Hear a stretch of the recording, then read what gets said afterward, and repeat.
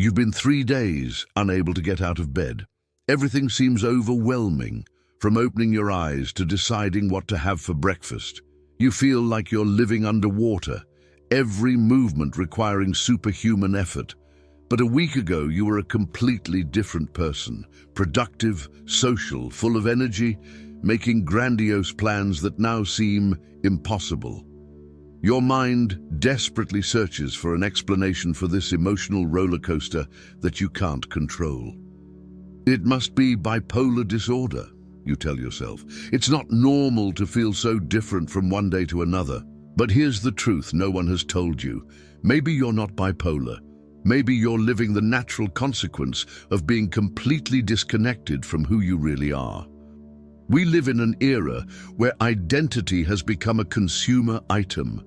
From the moment we're born, the world bombards us with versions of who we should be. Your parents project their unfulfilled dreams onto you. School teaches you to fit into predefined molds. Society presents you with roles you must play to be accepted. Social media shows you edited versions of perfect lives you should aspire to have. And somewhere along the way, you lost sight of who you really were before the world told you who you should be. This disconnection from your authentic essence creates what psychologists call the false self, an artificial construction you've developed to survive in a world that doesn't accept your true nature. It's like wearing a mask for so long that you forget what your real face looks like. The problem is that maintaining this facade requires monumental energy. It's like forcing an engine to run on the wrong fuel. Eventually it overheats, collapses, and needs time to cool down before trying again. The extreme emotional ups and downs you experience are not signs of mental illness. They're alarm signals from a soul struggling to express its truth in a world that constantly rejects it. When you feel euphoric and full of energy, it's not mania. It's your true self trying to emerge, finally feeling like it can breathe. When you sink into sadness and exhaustion, it's not clinical depression.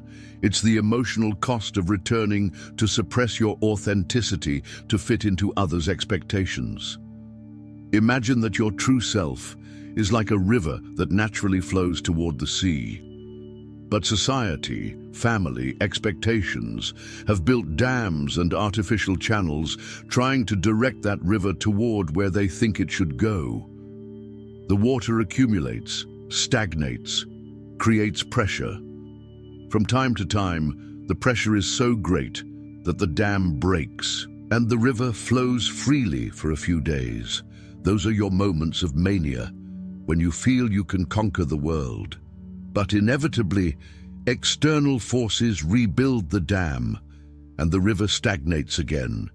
There comes your depression, the exhaustion of fighting against your own nature. Carl Jung understood this deeply when he spoke of individuation. According to Jung, most people live their entire lives without really knowing who they are. They develop what he called a persona, a social mask, but never integrate their shadow, their anima or animus, their rejected aspects. The result is an internal fragmentation that manifests as emotional instability. You're not crazy. You're internally divided between who you are and who you think you should be. This phenomenon has intensified exponentially in the digital age. Now you not only have to maintain a false identity in the physical world, but multiple digital versions of yourself. Your Instagram self must be inspiring and aesthetic. Your LinkedIn self must be professional and ambitious. Your Twitter self must be witty and current.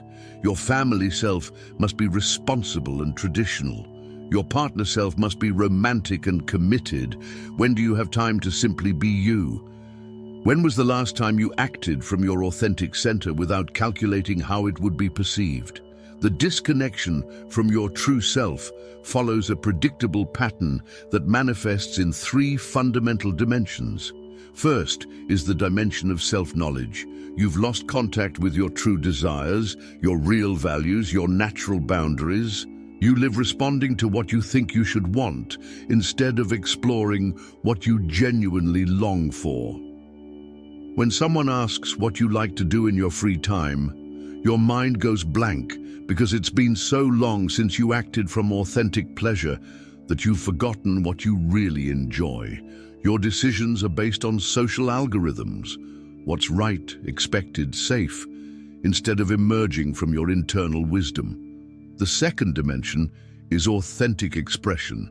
Even when you manage to identify your true feelings or desires, you're terrified to express them. You've learned that authenticity is dangerous because it can result in rejection, abandonment, or conflict. So you develop an internal voice that constantly edits your words, censors your emotions, and suppresses your genuine impulses. It's like having an internal editor who's more worried about sales than artistic integrity. The result is that you live in a constant state of self-betrayal, and each act of betrayal toward yourself accumulates an emotional debt you eventually must pay. The third dimension is existential congruence. Your external life, your work, your relationships, your activities, your environment doesn't reflect your internal world. It's like being a jazz musician forced to play classical music all your life. Technically, you can do it, you can even become good at it, but there's a fundamental dissonance that generates constant tension. Your soul knows the difference between living your truth and playing a role, no matter how convincing the performance. This is where extreme emotional changes begin to make sense. They're not symptoms of a disease, they're the manifestation of an internal civil war between your true self and the fabricated versions you've created to survive. When these versions come into conflict, when the mask becomes too heavy, or when your authenticity fights to emerge, you experience what seems like a bipolar episode, but it's actually your psyche desperately trying to find balance between opposing forces. The moments of euphoria you interpret as mania are actually windows of connection with your true self. In those states, temporarily, you manage to align with your authentic essence. Suddenly you have clarity about what you want, energy to pursue it, and confidence to express yourself without filters. You feel powerful because you're finally operating from your real center. But since your external life isn't configured to sustain this authenticity, the euphoria becomes unsustainable. It's like trying to plant a tropical seed in Arctic soil. It may germinate temporarily, but the environment can't nurture it long-term. The periods of depression that follow are not the other extreme of a bipolar disorder. They're the natural exhaustion that results from disconnecting from your truth again. It's your psyche collapsing under the weight of returning to play a role that doesn't belong to you. It's the grief your soul experiences every time you betray your authenticity to maintain external peace. In these moments, your mind and body literally shut down because they can't sustain more internal fragmentation. This dynamic creates a vicious cycle that reinforces the belief that something is fundamentally wrong with you. When you're in your manic phase, you make decisions from your authentic self that do not fit with the life you've built from your false self. Later, when you return to reality, those decisions seem irresponsible or impulsive. You judge yourself for being too much, too intense, too honest, too ambitious, too emotional. This self-judgment pushes you more deeply toward disconnection because you conclude that your authentic self is problematic and must be controlled. Modern medicine, though well-intentioned, often reinforces this pattern by pathologizing what is actually a natural response to unnatural circumstances. They give you a diagnosis that turns your existential struggle into a medical condition. They prescribe medications to stabilize symptoms without addressing the root cause, disconnection from your true self. I'm not saying medication is never necessary or useful, but often we treat the symptoms of disconnection instead of addressing the disconnection itself. Think about traditional cultures, where individuals who experienced altered states of consciousness and intense emotional changes weren't diagnosed as mentally ill, but recognized as shamans, visionaries, or healers in potential.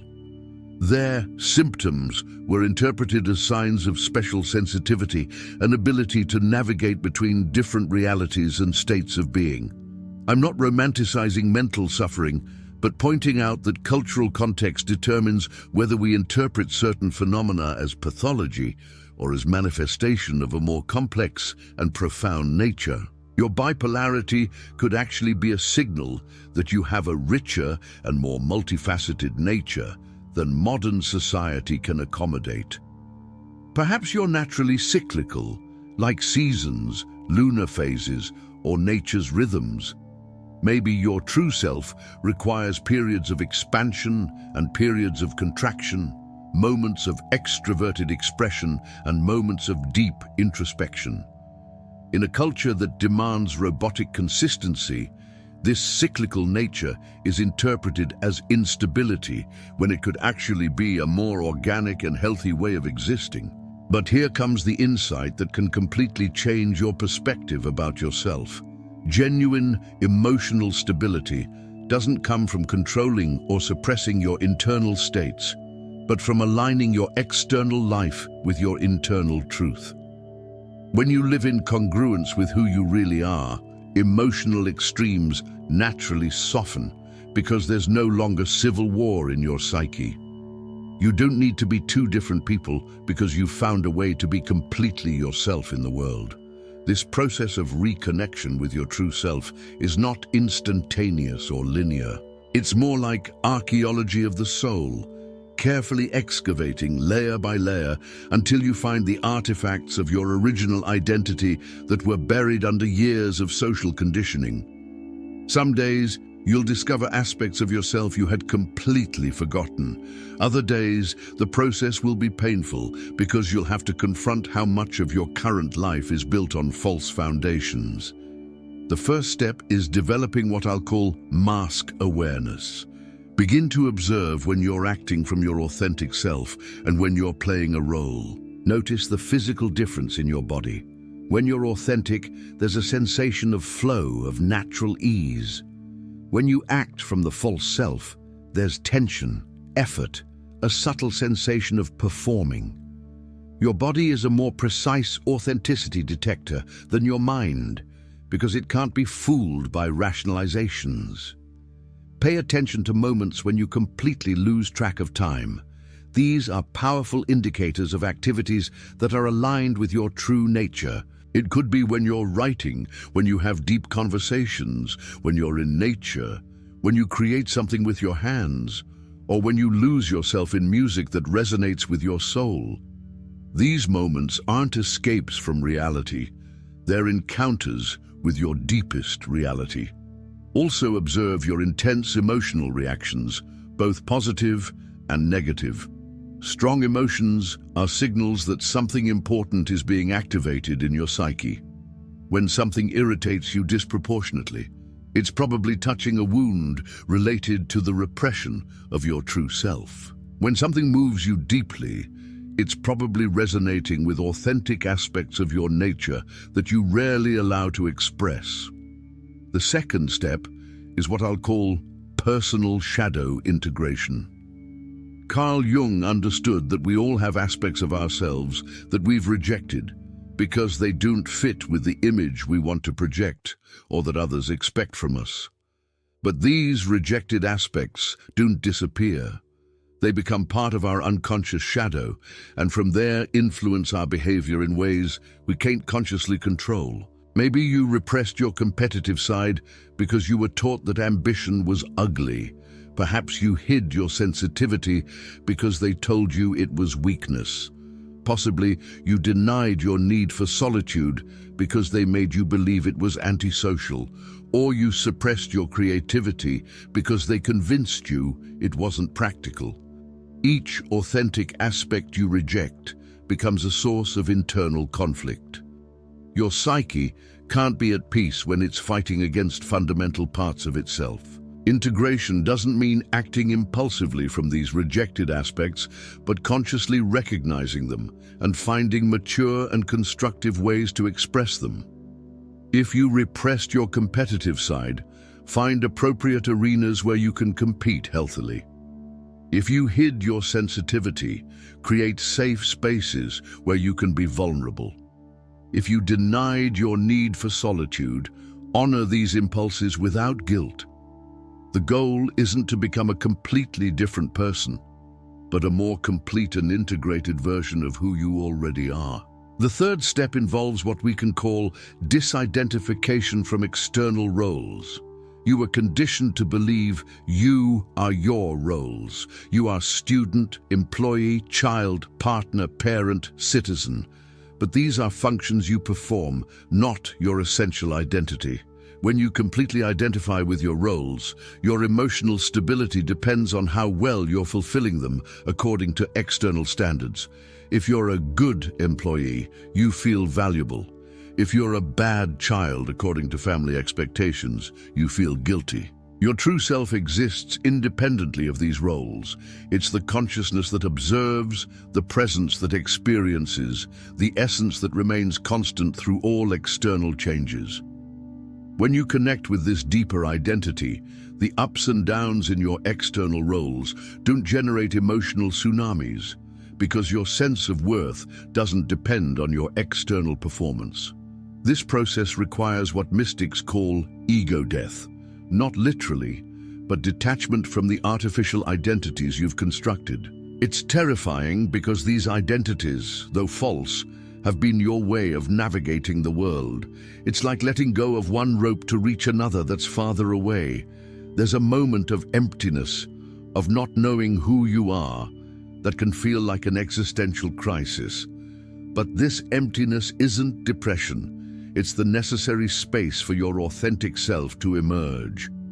During this reconnection process, it's natural to experience what seems like emotional instability. It's not because something is wrong with you, but because you're literally reconfiguring your identity at a fundamental level. It's like remodeling a house while living in it. There's going to be chaos, noise, moments where nothing works as it should. But in the end, you'll have a home that truly reflects who you are, instead of one designed by others. This is where many people get scared and return to their old patterns. The process of genuine individuation is uncomfortable because it requires you to stop seeking external validation for your sense of identity. It means you'll have to disappoint some people when you stop playing the roles they expect from you. It means you'll have to face the possibility that some relationships won't survive your authenticity. It's easier to accept a diagnosis of bipolarity than to accept the responsibility of living authentically in a world that rewards conformity. But here's the beautiful paradox. When you finally allow yourself to be who you really are, you discover that emotional extremes naturally soften. Not because you're suppressing or controlling your emotions, but because there's no longer internal conflict-generating turbulence. It's like when a river finds its natural course. There may be rapids and calm waters, but there's no violence of water fighting against artificial barriers. Reconnection with your true self also transforms your relationship with time and natural cycles. Instead of seeing your ups and downs as pathology, you begin to recognize them as organic rhythms. There are moments for expansion and moments for contraction. There are seasons for action and seasons for reflection. There are periods of high creative energy and periods of silent integration. When you honor these rhythms instead of fighting against them, your life acquires a musical quality. There are variations, dynamics, silences, and crescendos, but everything forms part of a coherent symphony. This understanding frees you from the tyranny of having to feel the same every day.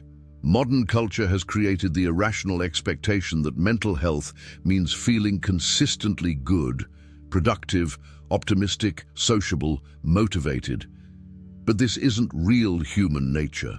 Natural human beings experience the full emotional range because they're alive, not because they're sick. The difference is whether these changes emerge organically from your authentic nature or are the result of conflict between who you are and who you pretend to be. When you live from your authentic center, even difficult emotions have a different quality. Sadness feels clean, like rain that clears the air. Anger feels focused, like fire that burns what no longer serves. Fear feels informative, like a compass showing you where you need to grow. There's no toxic, sticky, endless quality of emotions that emerge from internal conflict and self-betrayal. Reconnection also changes your relationship with solitude and company. When you're disconnected from yourself, solitude feels like abandonment because you've literally abandoned yourself. Being alone means being with a stranger, the false self you've constructed. But when you reconnect with your authentic essence, solitude becomes intimate company with yourself. You don't need to constantly flee toward distractions or relationships because you genuinely enjoy your own presence.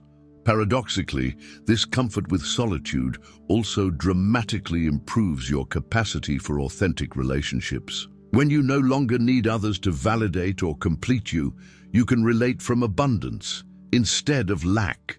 You attract people who resonate with your truth because you're no longer emitting the desperate frequencies of the false self-seeking approval. Relationships become encounters between authentic essences instead of transactions between social masks. The reconnection process also awakens what we could call your internal GPS. That intuitive wisdom that knows which decisions are aligned with your genuine well-being and which take you away from your truth. You've been living according to maps designed by others, following routes that lead to destinations you didn't choose. But your true self has its own compass, its own sense of direction, its own definition of what constitutes a well-lived life. This reconnection doesn't mean you'll never again experience intense emotions or difficult periods. It means these experiences acquire context and purpose. Instead of feeling like a victim of your emotional states, you begin to understand them as valuable information about your state of internal alignment. A period of sadness might be signaling that you need to process a loss you've been avoiding. A period of anger might be indicating that you've been betraying your boundaries. A period of anxiety might be revealing that you're living too much in the future and need to return to the present. When you understand this, emotional ups and downs become teachers instead of enemies. Your sensitivity, which you've probably interpreted as a curse, reveals itself as a misunderstood superpower. Highly sensitive people aren't broken. They're more connected to the subtle currents of reality. Their emotional instability often reflects their ability to perceive and respond to nuances that others don't detect. The most powerful moment of revelation comes when you realize that what you've been calling your symptoms are actually desperate attempts by your soul to communicate with you. Your true self has been sending distress signals every time you move too far from your authenticity. The emotional extremes, the restlessness, the feeling that something doesn't fit. All of this is your authentic essence trying to remind you who you really are beneath all the layers of social conditioning. This understanding completely transforms your relationship with your internal experience. Instead of seeing your intense emotions as evidence that you're broken, you begin to see them as evidence that you're alive, sensitive, and in the process of awakening to your truth. Instead of trying to fix yourself, you begin to ask what's trying to emerge through you. Instead of seeking stability through control, you begin to seek peace through acceptance and alignment. The path toward reconnection with your true self is not a straight line to constant happiness. It's more like an ascending spiral where you revisit the same themes at deeper levels of understanding. There will be moments of clarity, followed by periods of confusion. There will be breakthroughs followed by apparent setbacks. This does not mean you're failing. It means you're participating in the most natural and fundamental process of human existence, the return to yourself.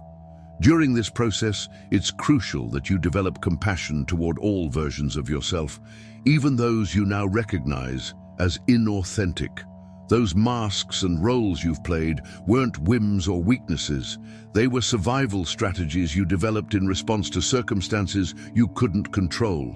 The child who learned to be good to receive love wasn't wrong. They were doing the best they could with the tools they had. The teenager who rebelled against everything wasn't wrong either. They were instinctively fighting to preserve their authenticity in an environment that threatened it. Reconnection also requires that you redefine fundamental concepts like success, love, purpose, and happiness from your authentic perspective instead of inherited definitions. Maybe your version of success doesn't include money or status, but freedom to express your creativity. Perhaps your way of loving is more intense but less conventional than what society considers normal. Possibly, your purpose doesn't fit into traditional job descriptions, but involves unique ways of contributing to the world that don't have names yet. This personal redefinition of fundamental concepts is liberating because it allows you to create well-being criteria that actually work for your specific nature, instead of trying to fit into metrics designed for average or idealized personalities. When you define success as internal alignment instead of external achievement, your emotional stability no longer depends on variables you can't completely control. The reconnection process also awakens what we could call your psychic immune system, the ability to quickly detect situations, people, or activities that are aligned with your well-being versus those that drain your vital energy. You develop exquisite sensitivity to distinguish between what nourishes your soul and what depletes it. This discrimination doesn't arise from mental judgment, but from bodily wisdom that instantly recognizes what's in resonance with your authentic frequency. As you reconnect with your true self, you also begin to understand that your perceived bipolarity might have actually been an unconscious form of rebellion against a life that was not yours. The high-energy periods were your soul trying to break barriers and live freely. The low-energy periods were your nervous system protecting you from the exhaustion of maintaining a false identity. You weren't crazy. You were responding sanely to insane circumstances.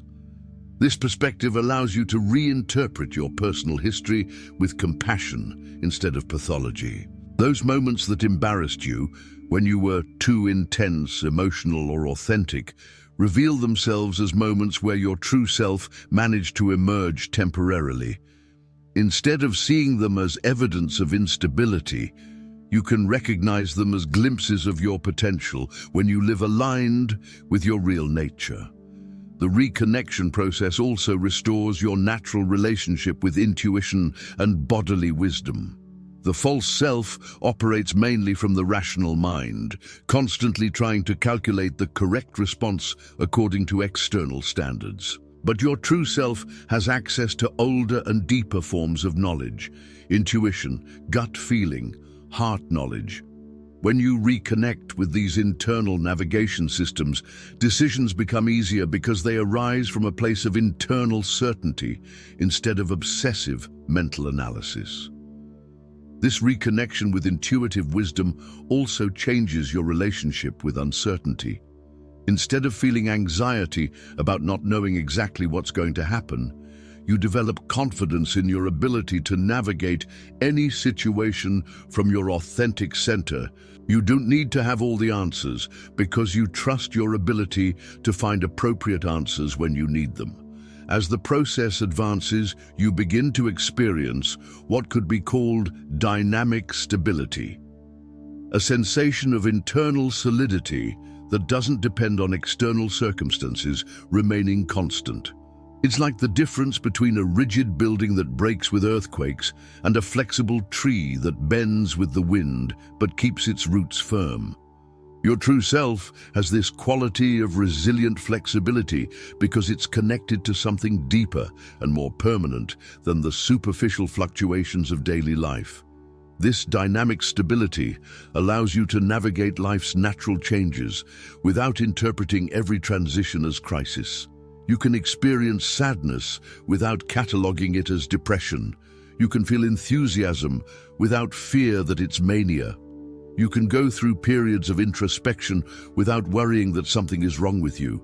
Each emotional state becomes a season in the landscape of your human experience, valid and necessary in its appropriate moment.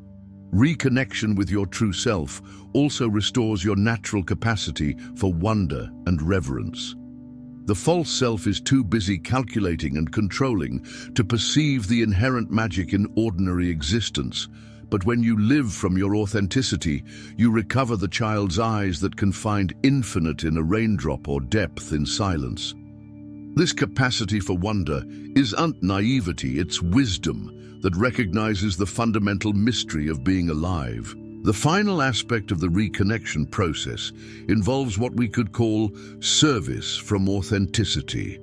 When you're no longer consumed by the internal war between your true and false selves, you free enormous amounts of energy that were previously lost in internal conflict. This energy naturally seeks expression in ways that benefit not only you, but the wider world. But this service doesn't arise from obligation or guilt, but from the natural abundance that results from living aligned with your authentic purpose. Your unique contribution to the world cannot emerge while you're playing roles designed by others. Only when you reconnect with your original essence can you offer the specific gifts you came to give. These gifts don't have to be grandiose or famous. They can be unique ways of loving, creating, healing, or simply being that inspire others to reconnect with their own authenticity. The world desperately needs people who live from their truth, because authenticity is contagious. When someone has the courage to be completely real, they give unconscious permission to others to do the same. Your personal reconnection process becomes an act of collective service, contributing to the healing of a culture that has lost contact with authentic human nature. Finally, you recognize that what you thought was your illness was actually your medicine. Your sensitivity, your intensity, your inability to fit into conventional molds. All of this were signals of a richer and more complex nature that the world needs. You're not too much for this world. The world has become too small to contain the totality of who you really are.